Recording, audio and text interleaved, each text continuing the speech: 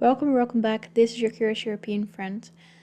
So, today is the day I'll be reacting to Boatlift, an untold tale of 9/11 resilience. I've gotten many requests for some time now, and I've been kind of putting it off because, of course, these 9/11 stories are so tragic. And I wasn't ready, but today we're just gonna go for it and find out more about what this story entails, because I don't really know, but we're gonna find out.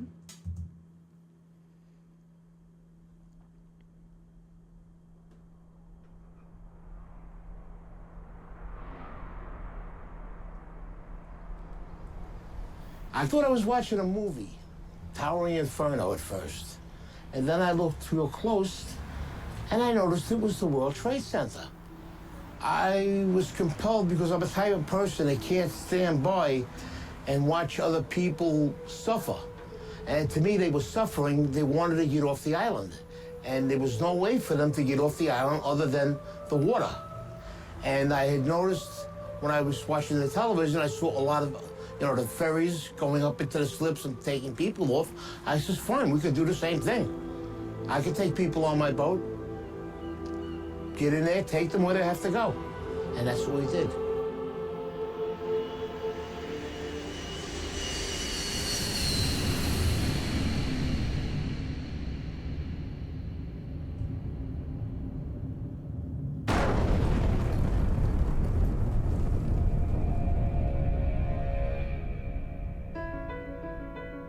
On the morning of September 11th, when the towers came down, millions of people ran for safety. Hundreds of thousands of them ran south to the water's edge.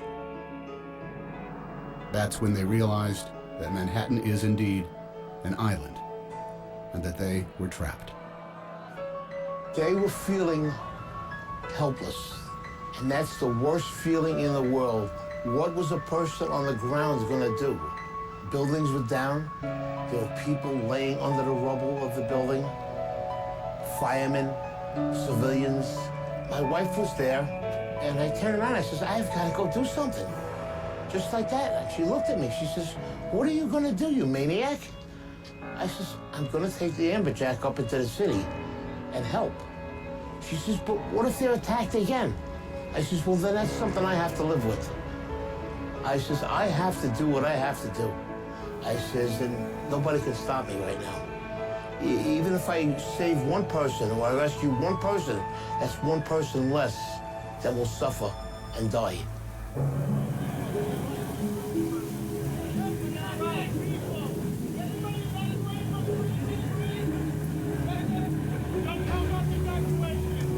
You ever tried to evacuate Manhattan because nobody knew what was going on?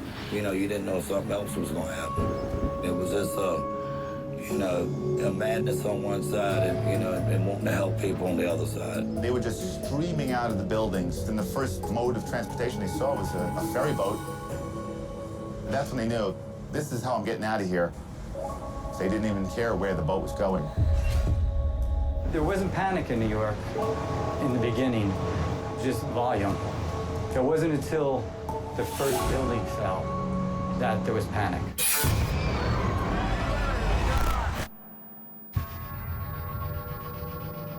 So much smoke, yeah. I can only imagine how terrified you must be when you see that and you don't know what else is coming. And I hadn't even thought about, being stuck there. Not being able to get off the island. That's crazy. You heard the building go down, but we're in the slip, so we can't see it. That's when we started letting go, and then all of a sudden, engulfed. You couldn't see anything. People were actually jumping into the river and swimming out of Manhattan. Boats were very nearly running them over. Wait. These people wanted out of Manhattan no matter any way they could. Somebody wants you to go over there. Every mode of transportation out of Manhattan was shut down. All the subways were shut. The tunnels were all closed. They closed the bridges, they closed everything immediately.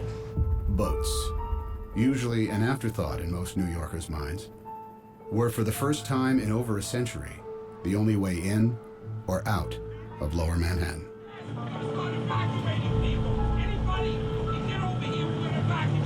The process that actually had already started. There were some boats that were grabbing people, that people were lined up at the walls. It's just human nature. You see people in distress on the seawall in Manhattan begging you to pick them up. You have to pick them up. They didn't know what was going on. They seen the building getting hit with these two planes. As far as they was concerned, you know, we were being bombed. I was wondering if they were going to come on the boat, if they had people with bombs, or if they were going to come on. We're a big orange target in the middle of that harbor. My job is to keep the boat safe, my passengers safe, my crew safe. Everybody was in shock, running around. They didn't want to leave their families. They had loved ones running around the city. Nobody has a baby! Nobody has it! There was one guy ran from the apron and jumped onto the boat. He grabbed onto the metal, climbed up right next to the pilot. So I'm going out there to say something. He slides down to the next deck. So the deckhands get him and go, what are you doing? He goes, I'm jumping for my life. So, you know, you couldn't argue with him there.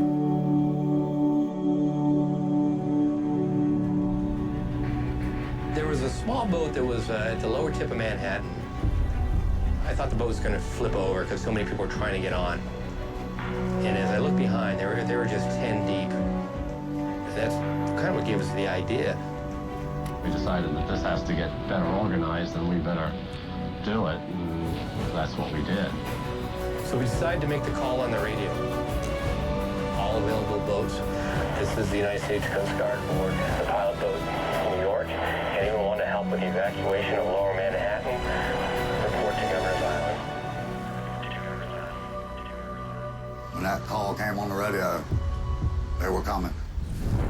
I was uncertain of who was going to respond. About 15, 20 minutes later, there are just boats all across the horizon. Literally 100 targets converging on the lower part of Manhattan. When we came out of that dust cloud, tugboats, I've never seen so many tugboats all at once. There was just like a fleet of tugboats headed to Manhattan. If it floated and it could get there, it got there.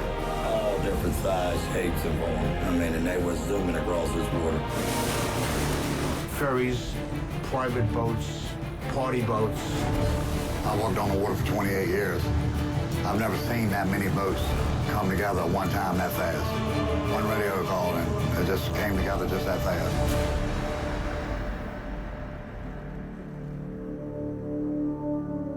Hundreds of boats converged on the city, leaving the sun-bathed harbor behind them. Dead ahead, the unknown.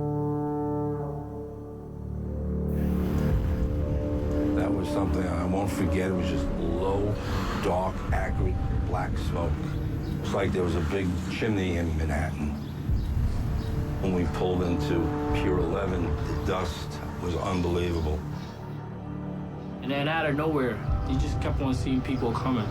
They looked like zombies coming through the fog, and you knew that those were human beings. Don't leave us. Please don't leave us here. Take us. Yes.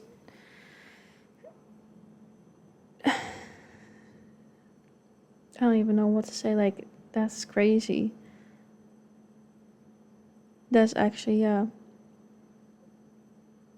so insane to think about.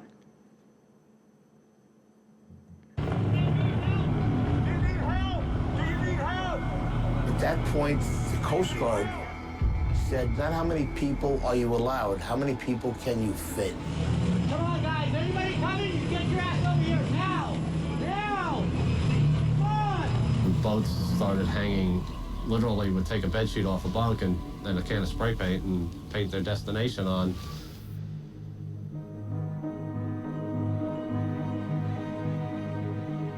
Some of these people never been in the water, never been on a boat before.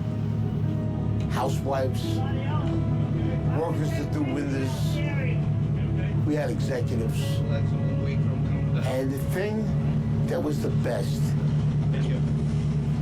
everyone helped everyone. I want you to hold my hand. Come on board. Get inside. One at a time. It's like, yeah, I can only assume all of that. It's like, that really doesn't matter. In those moments, you get to see, like, we're all, at the end of the day, human. We're all equals. And in a way, it's a shame that something like that has to happen for that side of humanity to come out more. But I'm just glad to see that it did. I saw 4 businessmen lifting up an old woman with a seeing eye dog, a German Shepherd, and they lifted her up like a surfboard and passed her over the handrails. When we would carry a load of people over, and there was somebody standing there that seen their husband or wife, you know, that made us feel even better, you know. Well, at least we got 2 back together, you know. Just keep on going, you know. The guy that works at the ferry, he's a welder. His son was on my boat. He actually came up.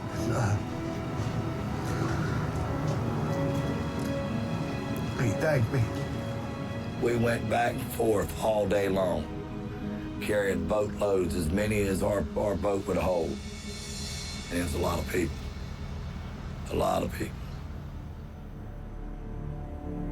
Yeah, I can't even imagine how long that must have taken to get everyone off there. I don't know how many people that would even be. You couldn't have planned nothing to happen that fast, that quick. No training. This was just people doing what they had to do that day. You forget all about what you're supposed to do, what they teach you in school, and you say, you know what?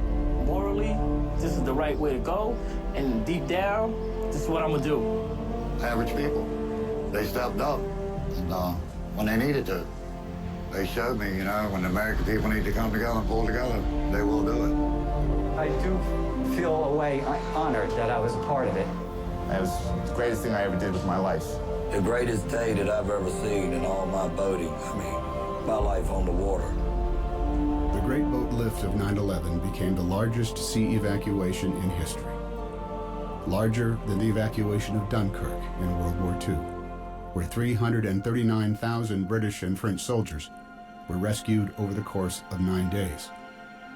On 9/11, nearly 500,000 civilians were rescued from Manhattan by boat. It took less than 9 hours. Oh.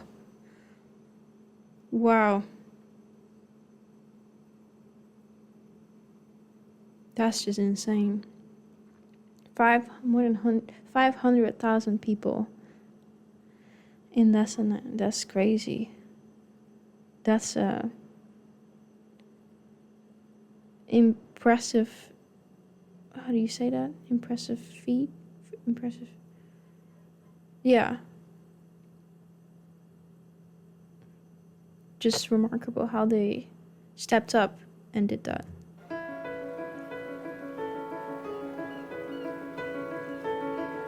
I believe somebody has a little hero in them. You gotta look in. And it's in there. It'll come out. It need to be. I have one theory in life. I never want to say the word I should have. If I do it and I fail, I tried. If I do it and I succeed, better for me. And I tell my children the same thing. Never go through life saying you should have. If you want to do something, you do it.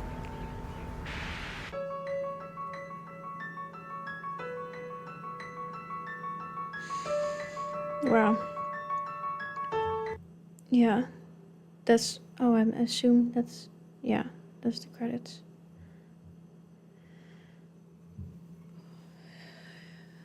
I mean, what does one even say to something as powerful as this? First of all, the production on this was insane. In my opinion, like, I think and I hope they really managed to capture all the emotions and the essence of it, because I think that's really when you can start to even understand a little bit of it, because of course I wasn't there,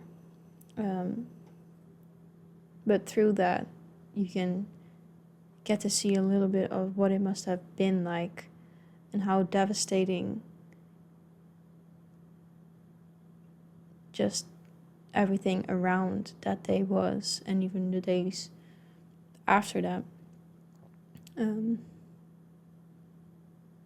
But it's really just so good to see, once again, how people came together and helped everyone else who was there and was stranded, even though they themselves were just, regular people. Yeah, once again, I think that really shows just how powerful it is when we as humanity do come together and stand together. And I always look at things, or try to look at things in a way of like, okay, what can I learn from this? What can I take away from this? And I think with this, it's that we could try to do that more often. Like I said earlier, it's really good to see just how this event still made people come together, but ultimately you don't want things like that to happen for people to show more humanity towards each other, you know what I mean? So that's what I am taking away from this. Yeah, for myself, to just try even more every day to show my humanity. And yeah, that's not to like disregard this whole experience and this video about the experience, and not to lecture or anything, but I just don't want to watch something as impactful like this on a real tragic event that happened and not think about what I can take away from that, and just go on with my day after that. You know what I mean? Like, I hope you get what I'm saying. I just don't take it lightly. But anyways, I'm glad that I watched it, because I do think watching these things is very important, and I knew that I was going to watch it. I had to find the right moment, and I did. So thank you to everyone who recommended this.